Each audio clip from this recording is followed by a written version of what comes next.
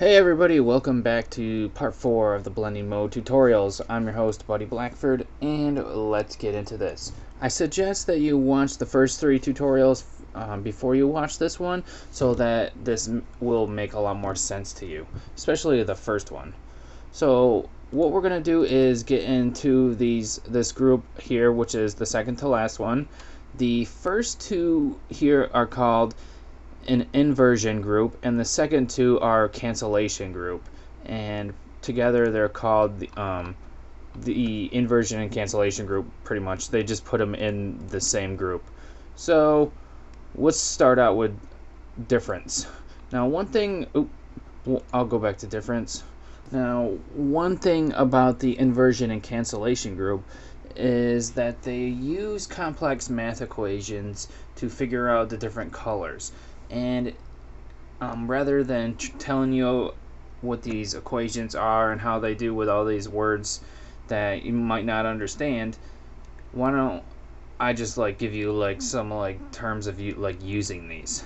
So pretty much the difference mode here, similar colors cancel each other out and create black, and a math equation does a selective inversion, is what it's called, where the black, it never gets inverted, white gets inverted absolutely, and then all the other levels invert based on their brightness.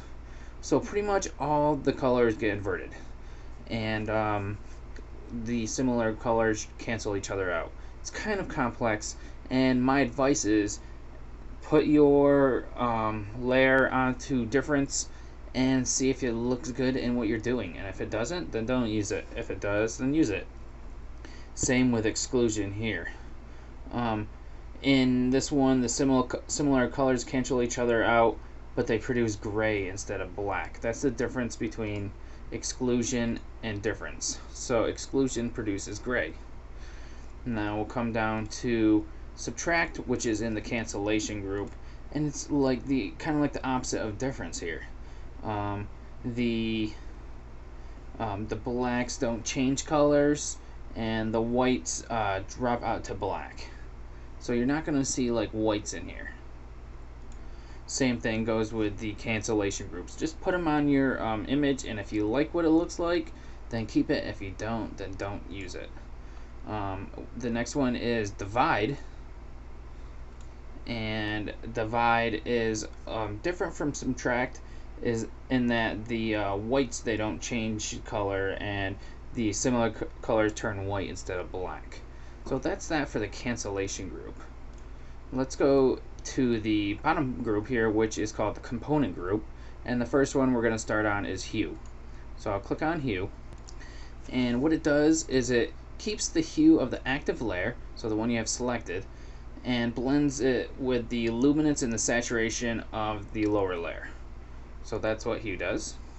And then I'll come down to saturation, and saturation keeps the saturation of the active layer, and then it blends the luminosity and the hue from the underlying layer. And then colors from the active layer are saturated. They're going to appear using the luminosity and hue from the underlying layer. So that's what saturation does. Now let's go to color. Now color, it keeps the color of the active layer, so the one on top that they have selected, and blends the hue and saturation of the active layer with the luminance of the lower layer. And then you get something like this.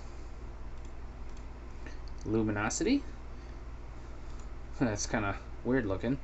It keeps the luminance of the active layer, and it blends it with the hue and saturation of the composite view of the layer below. So composite view is the RGB view. So that's what comes out to this. And like I said before, with the cancellation and inversion groups, that you want to just test it out on your image, test the blending mode out, and if it looks good, use it, and if it doesn't, don't use it. If you don't want to remember all the different things of how they work, just remember that little piece of advice there, I guess. So I thank you for watching the blending mode series. Hopefully you understand blending modes a bit more and can use them more to your advantage. And you can think of using blending modes when like in the pre-planning process. You can like expect to use those.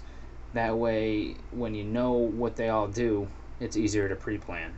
So thanks for watching. I'm glad you guys stuck around.